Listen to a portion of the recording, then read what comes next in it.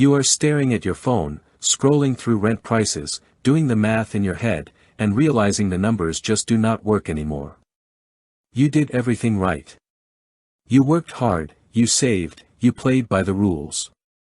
But the finish line just keeps moving further away. It is exhausting. And honestly, it feels like the game is rigged against you. Everyone on the internet tells you to just hustle harder, skip the coffee, work more hours. But how exactly do you outsave record inflation? You cannot. The modern economy is functionally designed to extract wealth from you, not build it for you. But here is the thing. There are blind spots in that system. Massive, glaring loopholes that the people at the top desperately hope you never notice. A single mom named Evelyn Marlowe found one. She bought 200 acres of cracked, gray, completely worthless dirt that a room full of wealthy investors literally laughed at her for buying. She did not just prove them wrong. Over the next 6 years, she turned a $28,000 mistake into an $18 million empire. And then, she did something that completely dismantled the corporate monopoly in her county and brought an entire dying town back to life. If you understand the specific financial loophole she used, a concept built entirely on seeing value where everyone else just sees dirt, you can stop playing their game entirely. When Evelyn Marlowe raised her paddle at the county tax auction, the laughter started before the auctioneer's gavel even finished its arc. She was bidding on 200 acres on the northern slope outside of Red Hollow. It was a graveyard of a farm. There was no working well, the fences were broken, and the soil was so aggressively alkaline that even the summer weeds gave up and died before July. The previous owner had tried wheat, corn, and cattle. He failed at all three. 2 families before him tried and walked away with nothing but bankruptcy and a collapsing equipment shed with a warped tin roof. The county set the opening bid incredibly low just to recover the back taxes. Nobody wanted it. Gideon Blackwood sat in the 3rd row. He was the billionaire corporate landlord who basically owned the county. He announced to the entire room that the parcel was a seed cemetery. He said that any dollar committed to that ground was a dollar committed to rock. He spoke with the comfortable authority of a man who owned more farmable acreage in the county than the next 5 landowners combined. When the auctioneer called the opening bid, the room stayed quiet.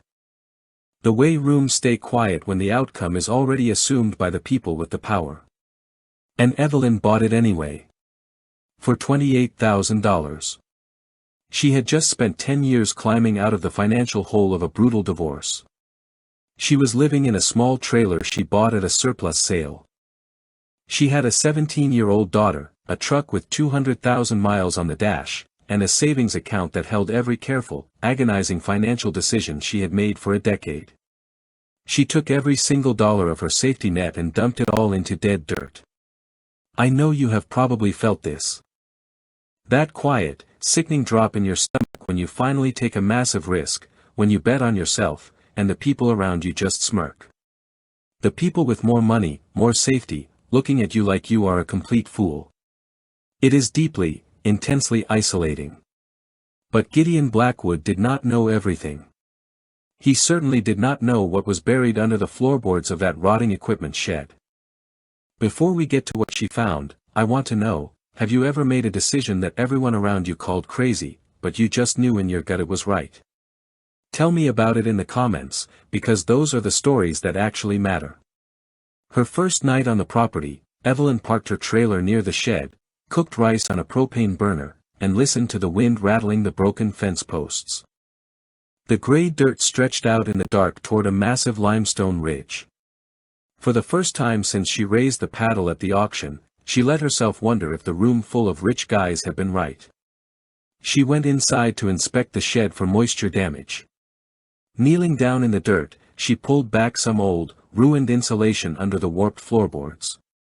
Half buried in the mud, she found a rusted metal box. Inside was a folded survey map from decades ago, a small ledger that stopped abruptly in 1962, and a faded handwritten note with a soil classification code that did not even exist in the modern county system anymore. She took the map to the land office the next morning. She spent weeks in the library archives reading drainage surveys and subsurface geology reports that everyone else ignored. She took soil samples and mailed them to an independent lab in California with a blank return address. Here is what most people do not realize about real estate, or business, or honestly, life. People look at a failure and assume the asset is broken. Evelyn discovered the land had not failed its previous owners because it was bad ground. It failed because they kept forcing it to be something it was constitutionally incapable of becoming. The soil was sitting on a calcareous rock bed. The high alkalinity killed every normal nitrogen-hungry crop. It was a geological condition that could not be fixed with standard fertilizer. But those exact conditions, the calcium carbonate substrate, the fast drainage, the dry summers, are incredibly rare in North America. They perfectly mimic the specific regions in France that grow black Perigord truffles. One of the most expensive culinary ingredients on the entire planet. She did not have worthless land. She had a gold mine. But knowing what the land can do, and surviving long enough to see it happen, are two very different things. Especially when the biggest guy in town realizes what you are up to. Evelyn could not afford to plant all 200 acres. She planned 40 blocks. She alternated hazel and oak trees, specifically inoculated with mycorrhizal fungi at the root level. Between the tree rows, she planted lavender. Not to make it look pretty. Lavender tolerates alkaline soil, draws pollinators, and gave her a small cash crop to sell at local markets just to survive the 5 to 8 years it would take for the truffles to potentially grow. To fund the planting, she sold the better of her 2 vehicles. She traded bookkeeping services to a feed supplier for irrigation equipment. She applied for a tiny agricultural loan just to keep the lights on in her trailer. And it was brutal. The first winter dropped to temperatures the region had not seen in 20 years. Freezing water cracked the irrigation manifolds. Evelyn was out in the pitch black with a heat lamp and a spade, hacking ice away from the pipes, watching 40 of her expensive trees die. And then, the human element stepped in. Gideon Blackwood realized the crazy single mom was actually running sophisticated soil tests. He drove out to the farm and offered her $35,000 to walk away. A quick $7,000 profit. She said no. So Gideon filed a legal notice to strip her water rights. He claimed the drainage ditch crossing his property into hers had been legally abandoned.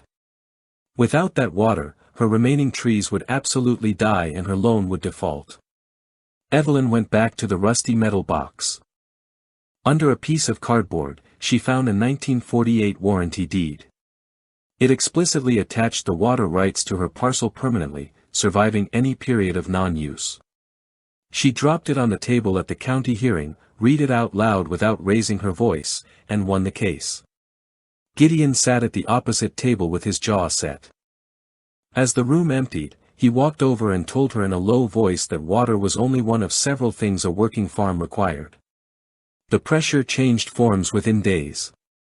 Suddenly, Evelyn's open credit accounts at the hardware store were cancelled without explanation. The equipment dealer raised the price on a used tractor so high she could not buy it. Local laborers stopped returning her calls. You have probably noticed this in your own life. When you try to step out of the financial bracket society assigned to you, the system creates incredible friction. It is not personal. It is mechanical. People like Gideon do not squeeze you because they hate you. They squeeze you because if you prove that the system can be beaten with patience and a $28,000 investment, you threaten the entire narrative that keeps them in power. She was running out of money. The trailer was freezing. Her daughter was away at school, and the gaps between their phone calls were growing longer. The financial projections in Evelyn's notebook clearly stated she would default on her loan if the ground did not produce soon. You ever sit up at 2 a.m. staring at a spreadsheet, absolutely exhausted to your bones, wondering if your hustle is actually just a massive delusion? That is exactly where she was. If this reality check is hitting home for you, hit the like button right now. It helps push this story to other people who need to hear that they are not crazy for trying. By year 4, the surviving trees were 12 feet tall. And Evelyn started noticing something strange. Around the base of the oldest hazel trees, the grass had completely stopped growing. There were bare circles in the dirt, 2 to 3 feet across. In French truffle cultivation, they call it the burn. It is the first physical proof that the underground fungal network is taking over the root system and actively killing off competing plants. Gideon Blackwood noticed them too. He had been watching from the road. He drove his truck out to the fence line one afternoon, caught Evelyn by the shed, and made her another offer. $600,000. Cash. 30-day close. He framed it with a warm smile, like he was saving her from bankruptcy. But here is the problem with predators. A man who thinks your farm is a failure does not offer you 20 times what you paid for it. He was trying to buy the winning lottery ticket out of her hand a week before the numbers were drawn. She looked at him, did the math on her crippling debts, thought about the freezing trailer, and said no. A few weeks later, after a heavy rain softened the hillside, her friend Silas brought a trained Labrador named Juniper out to the first block. Juniper froze under an old hazel tree, pressed her nose to the wet dirt, and started frantically digging. Evelyn knelt down in the mud, gently moved the dog aside, and reached into the hole. She pulled out a black, irregular lump covered in a tight, pyramidal pattern. She mailed it to a food science lab in Portland as a blind submission. 9 days later, the report came back. It confirmed the specimen was a black Perigord truffle, aromatic and structurally perfect. Premium, restaurant market grade quality. She finally had the gold. But the moment the news leaked, a much more dangerous game started. The story blew up. A local paper ran it. A Portland food critic picked it up. A famous chef posted a picture of a dish using her truffles. Suddenly, inbound inquiries were flooding the county. People who had ignored Red Hollow for decades were suddenly paying very close attention. Conrad Wycliffe, a massive corporate culinary investor, flew into the tiny Red Hollow airstrip on a private plane. He brought a team of lawyers, a soil scientist, and a contract specialist. He sat across from Evelyn at the Main Street diner and placed a thick contract on the table. $18 million for the 200 acres. Plus a separate payment of $2.4 million for a 10-year exclusive purchasing agreement. Stop and really put yourself in her shoes. You live in a repurposed trailer. You spent the last 6 years eating cheap rice and fighting off the freezing cold. You have a daughter you want to provide a real life for. Someone slides a piece of paper across a diner table that solves every financial problem you will ever have for the rest of your life. All you have to do is sign your name. Evelyn read the contract.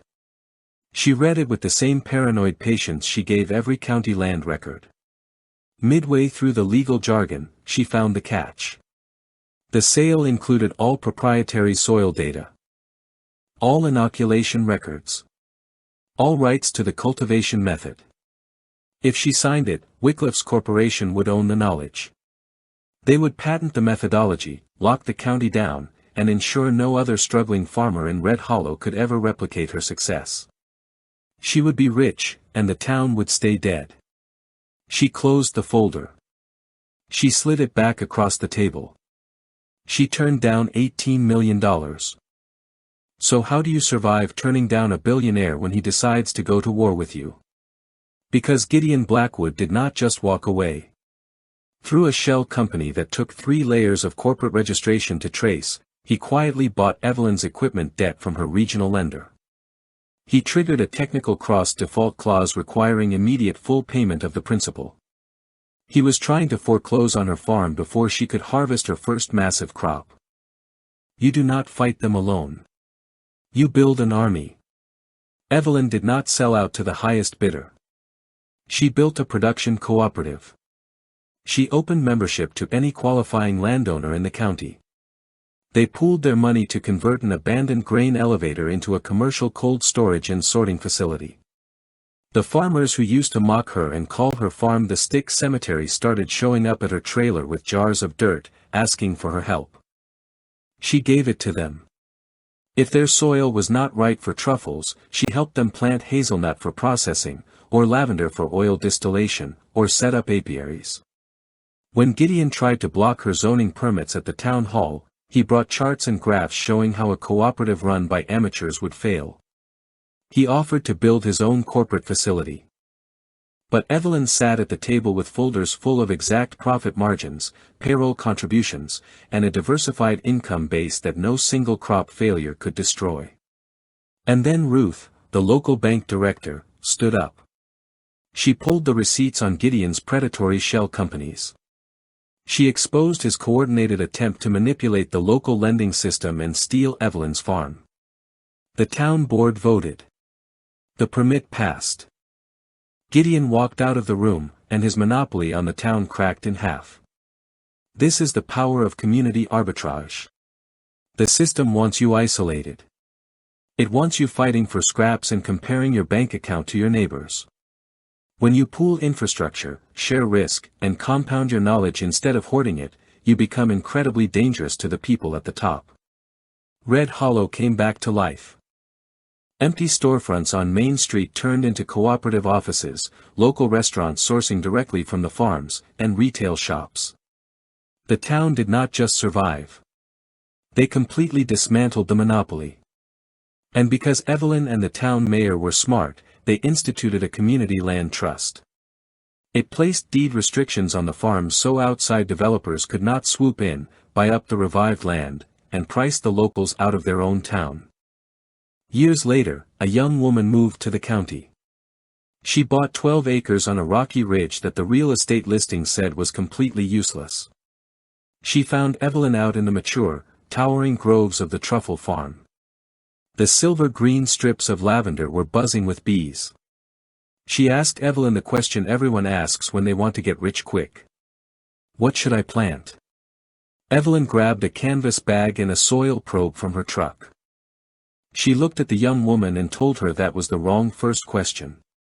She said, "Do not ask what to plant. Ask what the land is already doing on its own."